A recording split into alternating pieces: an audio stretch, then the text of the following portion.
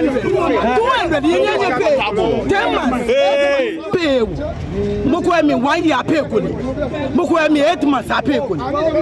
Nije Chicago 200. Niji 200 Ghana every day. Every month. A month 200. A month. Me no san watch. Come that's your profit to be work. No, you want to get me and how when you pay off. Maybe scout about you done watch. If I know to I'm a pay 1 year from last year September up to date. What's going on? We have children. They are going to school. We are living on our own. There's small money. Why can't you pay? Why? Every time telling our stories. We have passed through many things before this time. Now we are fed up. We need our money.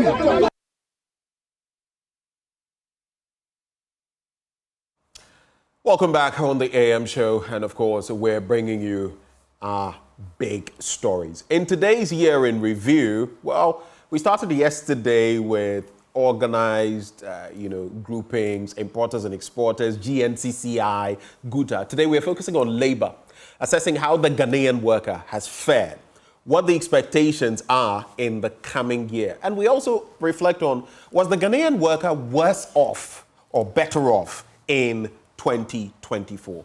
Joining us in the studio, we have the Executive Director, Africa Center for Retirement Research, Abdallah Mashud. He joins the conversation. Via Zoom as well, we have Dr. Ken Trineboa Kodia, Vice Chairman of the Trade Union Congress, joining the conversation. Well, there we have it. Good morning, Mashud. Good morning. It's good having you in the studio. Thank you. And good morning to your viewers as well. Right. For you, just lay the foundation for me. How do you feel the Ghanaian worker fared in 2024? And you can feed into the labor unrest as well, because even CTAG now is threatening one more time. How did the Ghanaian worker fare in 2024? Okay, so we won't just be talking about 2024, but we have to take the time back a little bit. The last 2 years has witnessed a lot of labor unrest, most of them relating to salaries and largely social security. First of all, I would want to commend organized labor for the intervention that they have made in the last 2 years. It was very, very important. The Ghanaian people needed it. To begin with, you remember in November 2022, the Ministry of Finance indicated that they were going to involve pension funds in the debt restructuring program. And organized labor kicked vehemently against it, indicating that it was not in the best interest of the Ghanaian worker. It was going to reduce benefits. It was going to impose serious economic and social disruption to the social security system. And they opposed it vehemently. Eventually, we had it dropped. And as I said, the Ghanaian people needed it. Then we came to the proposal to sell Senate, assets, Senate hotels. Again, they felt it was not in the best interest of the Ghanaian worker. It was going to introduce a lot of risk, to the pension system. It was going to reduce benefits. It was going to affect the long-term sustainability of the pension system. Again, they kicked against it, and it was dropped. I think on that note, we have to really commend organized labor for that. In fact, apart from their main mission to protect the social and economic interests of the people that they represent, it is also important for us to indicate that they have the social responsibility, or they have the citizen responsibility to contribute to economic growth. That is very, very, very key. And I expect that in the coming days, of course, they have their expectations. And those expectations largely will be relating to salaries, policy development, and general conditions of service. We all know we have a very huge economic hole that has been dug ahead of us. I just hope that, in advancing their interests or in pursuing their interests, they are going to take into consideration the economic hole that we have before us. On the part of government, in order to minimize, labor unrest, it is very, very, very important for government or the incoming administration to work collaboratively with organized labor. Labor unrest has become one of the key indicators, to tell political outcomes. If you can go back to 2016, you realize that base pay was increased by 10% against price increases or inflation of about 17.13%. Clearly, this indicated that there was going to be a lot of hardship. Base pay was not increased in consonance with the increment in prices of goods and services. And we saw what happened in 2016. Now, if you take the last 8 years of the Akufo-Addo administration, it was only in 2018 and 2019 that you would have seen that price increases had lagged behind inflation. It was only in 2018 and 2019. The rest of the 6 years, you have had price increment being way ahead of increment in base pay. It is very, very, very important for governments to understand that labor unrest has become a very important indicator, because once cost of living allowances is not adjusted, or base pay is not adjusted to meet cost of living adjustment, is going to impose hardship and push many people down the poverty lane. It is very, very, very important for us to understand that. So I expect this government to work collaboratively. They would have to carry them along. You mean the incoming government? Exactly. The incoming administration would have to carry labor along. I mean, it's not in all the decisions, but in most of the decisions, I expect that they carry them along, needed consultation. And let me say that most of the agitation that we have had, especially in the last, 14 years, all of those were avoidable. It's just as a result of lack of proper engagement, lack of proper consultation that is leading to some of these, agitations. All right. Now, okay, go ahead. Okay, fine. So you can wrap up on that point. Okay, so I'll go to my other guest. In the area of social security, if you take the last from 1957. Let me just take it from 1957 since independence. We have had 6 major pension reforms, including 2 amendments. And out of the 6 social security reforms, 4 of them were agitation related. They were driven by agitations. Now we have gotten to a point where in the 21st century, and we have to actually move away from situations where pension reforms or social security reforms are driven through worker agitations. What happens in the 21st century and what happens in most advanced countries is that reforms are driven by data. And the data that we have at the Africa Center of Retirement Research indicates that the pension reforms that took place in 2008, we became operational in 2010, has actually made the Ghanaian beneficiary worse off. The reforms were poorly implemented, weak policy directives as far as the transition period was concerned, and that has led to significant benefit losses for the Ghanaian people, especially vulnerable people, including the uneducated, orphans, widows. These people have lost serious benefits. Now, for the first time under a 3-tier pension system, we have had corruption creeping into the social security system. Let me just say that for most of the Tier 2 and Tier 3 corporate trustees, most of them are not even aware that you are supposed to pay a survivor's benefit because they are not paying. And it's as a result of weak regulation. I expect organized labor and government. If there is one area the incoming administration would have to work on, then it has to do with undertaking legislative, regulatory, administrative reforms in order to bring the social security system. And we'll get there. You say legislative, regulatory, administrative reforms, right? But we'll get there. Even before we look at what the incoming administration should do, we're going to be very brief on this. Let me also bring in Ken Trinebo-Akodua, Vice Chairman of the Trades Union Congress. Good morning, sir. Good morning, my brother. And please, how are you doing? I am well, by God's grace. I hope you're well too. I'm very well, please. All right. It's a pleasure having you join the conversation. From where you sit, I mean, the TUC is huge. How did the Ghanaian worker, the labor front, how did you fare in 2024? All right. I'll take it in 3 perspectives. One has to do with the industrial relation environment. we are supposed to ensure that the working environment of our members are conducive and has the right environment to enhance productivity. So ensuring that we enhance condition of service of our members and also ensuring that the institutions that we work for are also productive. And that requires that our employers must provide some basic tools for us to deliver. One is the issue about wages. Once you have inflation always going way above what is anticipated when we are negotiating, then it always undermines the value of the negotiation increment that we get.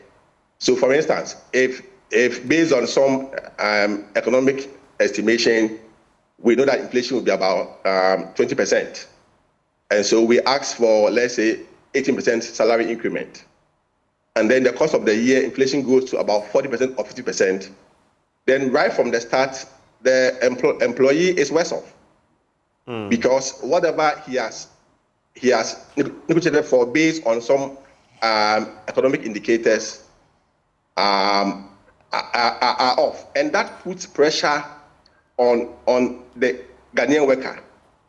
Indeed, if inflation goes extremely high, sometimes it even erodes what we already even have before the negotiations. Right. And so that is one of the problems that we must look at. And that is why sometimes when we say, let's negotiate based on these economic indicators, government hold the line such that these indicators don't go beyond what we are agreeing on, and then it skyrockets. Then you put labor in a position where we have to also match what we are getting to what we are spending on the market. Again, providing the needed environment, working environment for us to deliver is also one thing that most often government also doesn't pay much attention to. We have to ensure productivity. Right. What equipment, what logistics do we need? How is the working environment of our members such that they can deliver? Government spends a lot of resources on let me say, on itself. You can go around and check the public institutions. How many of them have seen significant transformation in terms of vehicles, furniture, basic logistics to deliver? And who also measures productivity? What is the productivity for audit service? Are they supposed to audit and bring in revenue as in surcharges or recoveries? What are the indicators for NCCE? How do we say airport company is productive? These are all discussions that we must bring to the fore to see how not only enhancing the working condition of the Ghanaian worker, right, but also ensure that he gets the needed tools to deliver. And again, ensuring that all public service institutions or any institution that is submitting on government also brings in the needed productivity so this country can progress. So invariably, the major worry of labor, I can summarize them in these three categories. Mm-hmm. Now, let me ask you, you've made mention of a number of things, conditions of service among others, but in 2024, compared to maybe 2022, 2023, I mean, we've been struggling for a number of years. Was the Ghanaian worker worse off or better off? Obviously, we've been worse off. Worse off? Obviously. I mean, yes. Look, last year, I think government and organized labor negotiated for about 21% or thereabout salary increment. At that time, inflation was in the 50s. Was in the 50s. And these are real values. And so whatever that we were even earning before that salary increment had even been touched. And that is undisputable. Again, we've been worse off also in terms of government's ability to even open its doors to organized labor for discussions. Listen, I can say that most of the issues that are currently pending, and I sympathize with the incoming government, because there are a lot of pending issues, also because the current government somehow didn't create the needed environment for dialogue and for discussion and for preempting issues and resolving issues before they occur. So there are a lot of piled up issues. And so 2024, obviously, in my years of labor, has been one of the challenging years. But let me also say that in part of that, let's also commend labor for its role in safeguarding the Ghanaian from some other policies that government tried to implement, right. For which labor intervened. Right. If you remember, ECG, VAT on ECG early in the year was going up about 15%. It took labor's effort to halt that increment. If that increment had come, its replica effect on our expenditure or income would have been worse. Right. We stood firmly on the sale of hotels, SNET issues. Rock City. And we've been vindicated. At least some of these hotels are posting very positive dividends to the government. The almighty one, which is the Galamsey issue, which we went through this latter part of the year, it's still, the issues are still relevant. I'm surprised we are all quiet, but labor is not quiet.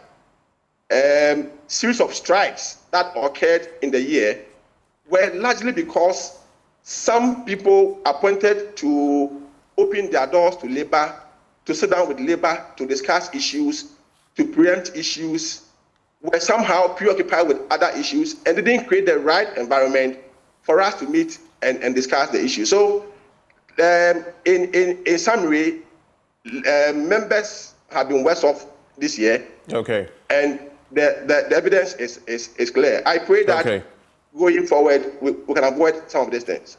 When I come back to you, I'll be taking your final words, but just to let you know, I will be looking at your engagements with the National Labour Commission, for example, and the Fair Wages and Salaries Commission. What you think can be done there, as well as your expectations of the incoming government, specifics on that. When I come back to you, that's what I'll be coming to you on. But for you, before I go to those same points about your expectations of the Mahama administration, you heard Mr. Trinidad Akodia saying that he pities them. He sympathizes with them because there are so many challenges they are going to inherit. But was this a particularly bad year for labor in terms of workers and getting by before we go to the final points? Yeah, so we have to put the issue in context. Let me begin from 2022. In 2022, inflation averaged 31.47%, and the base pay increment that they received in 2022 was 7%. Then in 2023, inflation averaged over 40%, and they received a base pay of 30%. In 2024, they received a base pay of 23% in the first half of the year and 25% in the second half. But when you situate this level of increments to the level of inflation, you realize that overall, the workers are worse off. That is, if we are matching what we call base pay increment rate against inflation, increment of prices of goods and services. What would you say was the difference? In terms of... So the overall averaging, the base pay salary, I haven't looked at that, but you have to take it year by year. Exactly. If you take from 2021 all the way up to this point, you would notice that the rate at which prices of goods and services are increasing is much higher than the rate at which salaries have been increased. So definitely, if your salary has not been increased to match with cost of living, of course, you are going to be pushed. You either have to reduce what you are buying, eat less, maybe drink less, and buy fewer things. Basically, what it does is to effectively push you into poverty. That is what. And that's quite a conversation, because you mentioned that at the start when you were talking about legislative, regulatory, and administrative reforms and all of that. For you, though, in terms of labor's engagement, the reactions, you see that Trinebo Akodia was saying that sometimes these agencies that have to forecast, telegraph that, look, these things are in the mix, let's forestall, let's do this and that. They don't do it until it's too late. Then there are agitations. In terms of labor's dealings with the National Labour Commission, the Fair Wages and Salaries Commission, how do you feel these institutions have fared in terms of stemming the tide of, for example, industrial actions and all of that? And like I mentioned, CTAG is also here now. Yeah, so somehow we have to cut down agitations. And based on what I know and listening to Mr. Akodia, I've seen that their strategy of engagement or their negotiation strategy is more ad hoc than systematic. That is NLC and exactly. FWS. I mean, like labor negotiation with government in terms of base pay increases and all that. It's more ad hoc than systematic. I think they have to be very scientific about it.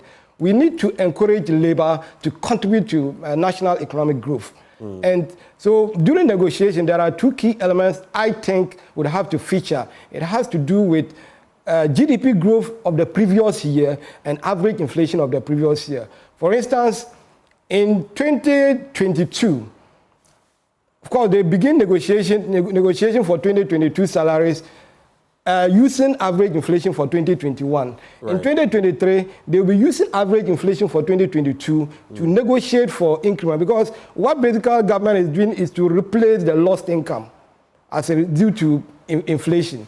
So what they have to be doing when they go to the negotiation table is to pick these two variables and look at it critically. And of course, at the point of negotiation, they would have known the average inflation of the previous year. They would have known how much GDP grew. So putting these two together, I think they should have a systematic, template where they just throw these variables into, and they can tell how much. Very quickly, in some 30 seconds, expectations of the incoming administration. Yeah, so I expect the government to undertake a lot of regulatory, especially for social security. It is very, very, very important. I mean, like, how do they call it? There has been a lot of corruption in the space. For the first time, we are having social security, and especially it happens among the private tiers. I can tell you that if there is one place the Operation Retrieve All Loot would have to start from, it has to do with the social security space. Okay, it has to do with the social security space. That's where it will have to start. I think we'll have more time in future to deliberate on that. Mr. Trinebo Akodia, you have the final word on these points, and then we're gone. Okay, so I'll begin with it has to be brief. We have just about a minute and a half. So, right. Fair wages, I think their mandate is to ensure that pay policy of government are reviewed to reflect the modern trends, and also ensure transparency, equity, and fairness in pay policy. They must take the fairness, equity, and transparency more serious and begin to work towards it than to sit down and wait for issues to come before you find two public institutions doing the same job, almost the same thing, and their pay policies are quite different. So fair wages must start up on that. Also, we must look at the Public Financial Management Act, which requires government and labor to negotiate in April before the ensuing year. We must take that serious to avoid a lot of the issue that we are having now. This incoming government must be very transparent and open. Okay. We know the issues. It is not their making, but we must see openness and transparency. And I'm happy with the signals I'm getting. I'm hoping that this government will listen, and then we'll look at how we can prevent some of the issues we have gone through this year to enable a harmonious working environment for the Ghanaian people. Thank you so much, Mr. Ken Trinebo Akodia, Vice Chairman of the Trade Union Congress, for joining the conversation. We also had in the studio the Executive Director, Africa Center for Retirement Research, Abdallah Mashud. Thank you so much. Thank you for having me. All right. So this has been our engagement on Labour, both of them saying Labour fared badly in 2024. Better times to come? Only time will tell. Before we take a breather and bring you our next conversation, and we'll be heading straight to the Electoral Commission to engage Dr. Bosman Asare, who is actually, well, the Deputy EC Chair. And then also we'll be looking at Dr. Sribo Kweku, who is the Director of Training of the EC. Christmas is here, and we're going to be telling you about the most epic deals of the year. So get the best prices on premium brands like Samsung, LG, TCL, HP, Lenovo, Dell, Midea, Nasco, Techno, Infinix, itel, and many more. From laptops, desktops, printers and TVs to air conditioners, fridges, home theaters, mobile phones, CCTV, and many more. Look, you can win instant gifts, cash prizes up to 2,000 Ghana cedis just for answering a question this December. At where? CompuGhana. So visit your nearest CompuGhana branch nationwide or shop online at www.compughana.com and get some of the best deals. You can call 0302 752 020, 0302 752 020 for your inquiries. Merry Christmas from all of us at CompuGhana. We'll take a breather. When we return, we'll serve you that conversation. Do stay.